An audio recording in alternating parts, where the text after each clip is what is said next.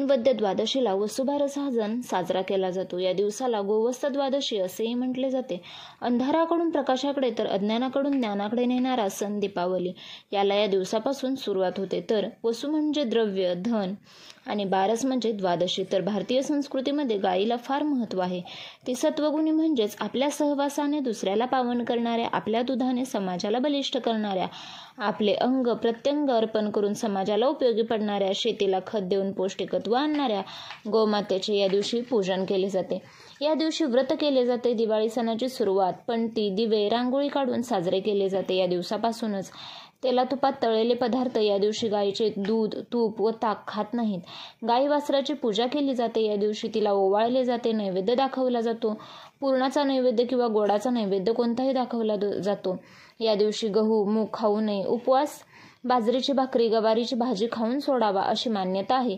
तर वसुबारस 17 ऑक्टोबरला असून सकाळी 11:12 सुरुवात असून समाप्ती 18 ऑक्टोबरला 12:18 आहे। तर वसुबारस पूजा घरच्या घरी कशी करावे हे आपण ह्या व्हिडिओमध्ये पाहणार आहे। तर तुम्हाला त्यासाठी एक चौरंग, गाई वासराची एक मूर्ती, फुले, दिवा, विड्याचे पान, हळदी कुंकू, अक्षदा, कापसाचे वस्त्र, दूध, पाणी, अष्टगंध, तूप इत्यादी पाहिजे।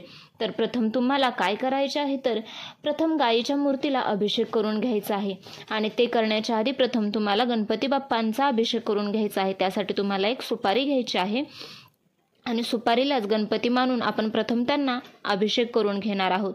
आणि एक चौरंग किंवा जो पाट घेतलेला आहे त्यावरती तुम्हाला एक लाल वस्त्र अंथरून घ्यायचं आहे आणि सुपारीला अभिषेक झाल्यानंतर चौरंगावरती 2 पाण्याची विडे ठेवून त्यावरती थोड्या अक्षदा ठेवायच्या आहेत आणि त्यावरती सुपारी स्थापित करून त्यावर हळदी कुंकू, फुले अर्पण करायचे आहेत। सोबतच एक तुम्हाला प्रज्वलित करून झाल्यानंतर तुम्हाला फूल वाहून गणपती बाप्पांचे नमन करायचं आहे, जप करायचा आहे आणि ही पूजा झाल्यानंतर मनोभावे प्रार्थना करून तुम्हाला ताम्हणामध्ये गायीची मूर्ती घ्यायची आहे। त्यासाठी प्रथम तुम्हाला गायीला पाणी, दूध अशाने अभिषेक करून घ्यायचा आहे, ते अर्पण करायचं आहे।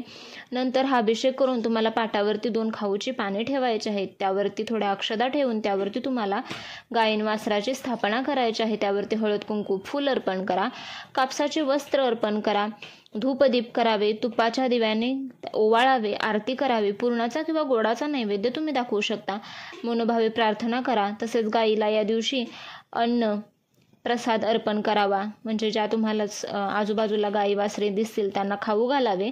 अशा पवित्र सणाची सुरुवात म्हणजे आपल्या दिवाळीची सुरुवात या दिवसापासूनच होते। वसु म्हणजे द्रव्य किंवा धन आणि बारस म्हणजे द्वादशी या संयोगातून वसुबारस असे नाव तयार झाले। या पूजेमुळे घरात धनधान्याची, दूध दुभत्याची कधीही कमी होत नाही, सतत वाढ होते। त्यामुळे नक्की तुमच्या घरी आवर्जून छोटी साधी सोपी अशी वसुबारसची पूजा आवर्जून करा। तसेच तुम्हाला जर व्हिडिओ आवडला तर चॅनलला प्लीज अजूनही सबस्क्राईब केले नसेल तर जरूर करा। तसेच व्हिडिओ पाहिल्याबद्दल धन्यवाद। श्री स्वामी समर्थ।